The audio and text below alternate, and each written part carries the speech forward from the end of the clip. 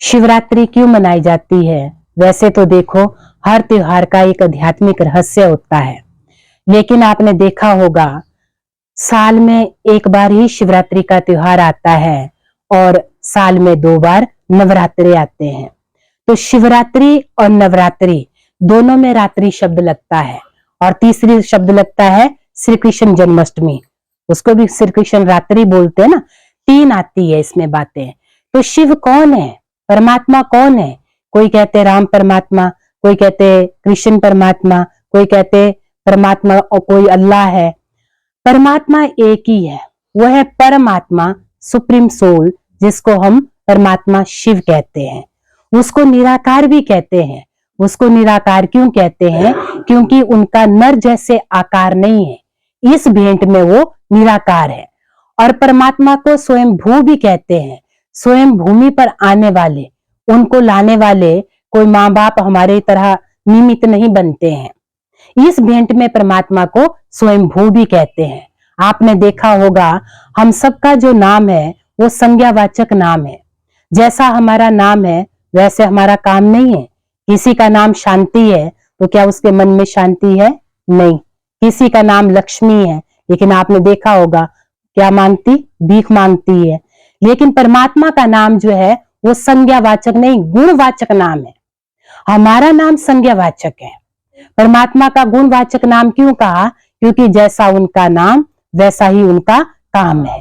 परमात्मा को हम अमरनाथ कहते हैं। अमरनाथ माना अजर अमर अविनाशी।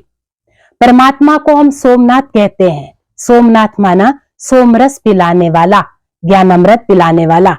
परमात्मा को हम पशुपतिनाथ कहते हैं।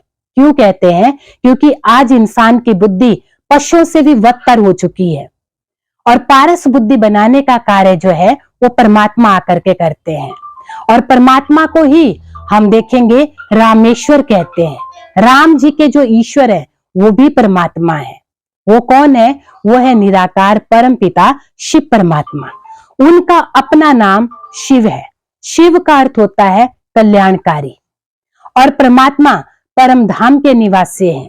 हम उनको नाम रूप से न्यारा भी नहीं कह सकते हैं, क्योंकि उनका नाम भी है, रूप भी है, उनका दिव्य कर्तव्य भी है। और परमात्मा जो है, आपने देखा होगा हम सभी आत्माएं जब दुखी होती हैं तो हम किसको याद करते हैं?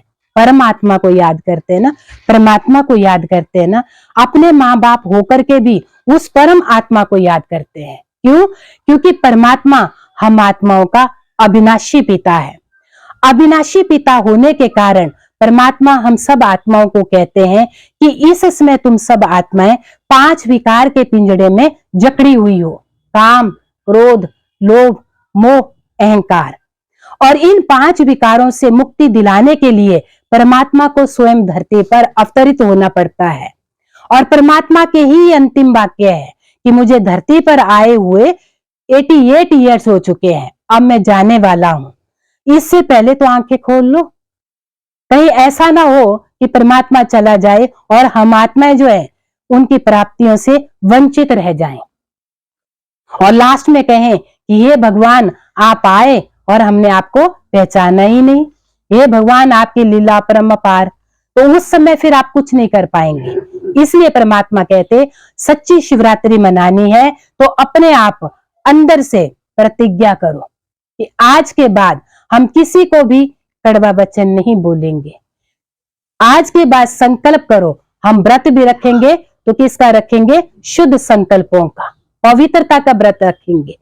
जब हमारे विचार शुद्ध हो जाएंगे, पॉजिटिव हो जाएंगे, तो जैसे हमारे विचारों में शुद्धिकरण आता जाएगा, हमारी दृष्टि, हमारे बोल सब कुछ चेंज हो जाएंगे। तो ये शक्ति हमें परम सत्ता से मिलती है, परमात्मा से मिलती है। और परमात्मा कहते जब तक आप अपनी बुद्धि को मेरे से एकाग्र नहीं करेंगे तब तक तुम इन्हें प्राप्ति भी नहीं हो सकती है। जैसे किसी भी वायर को चालू करने के लिए, बल्ब को चालू करने के लिए उसका कनेक्शन पावर हाउस से देना पड़ता है, तब उसमें लाइट आती है, तब उसको हम चालू कर सकते हैं। इसी प्रकार अपने आत्मा को अंदर जागृत करने के लिए सबसे पहले हमें परमात्मा के साथ जो है संबंध जोड़ना पड़ते हैं।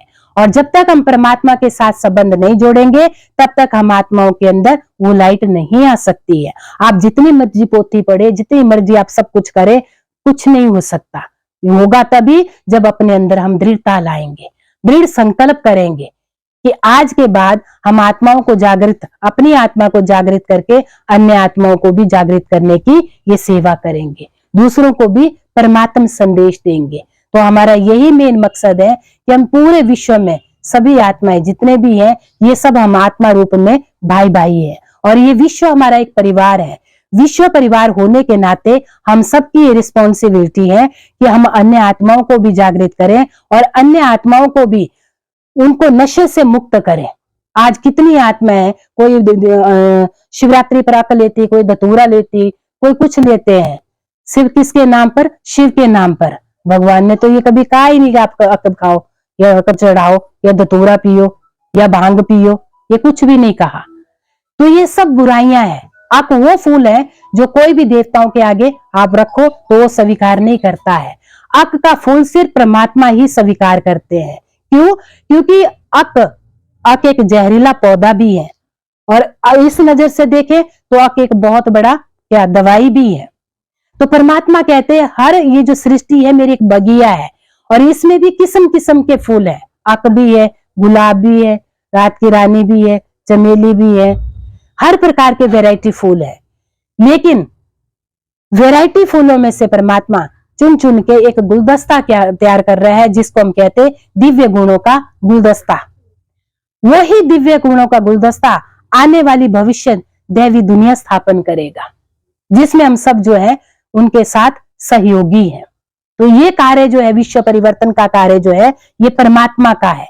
विश्व परिवर्तन के कार्य के साथ साथ परमात्मा के हम सभी आत्माओं को ये जिम्मेवारी दी कि हर एक आत्मा अपने जीवन का परिवर्तन करें और जितना जितना अपने जीवन का परिवर्तन करेंगे तो अपने आसपास में भी जितने हमारे भाई बहन रहते हैं हम उनका भी परिवर्तन करेंगे, तभी हम विश्व परिवर्तन के कार्य में सच्चे मायने में सहयोगी बनेंगे। Om Shanti. Himachal headline news channel को लाइक, शेयर, सब्सक्राइब करना ना भूलें। धन्यवाद।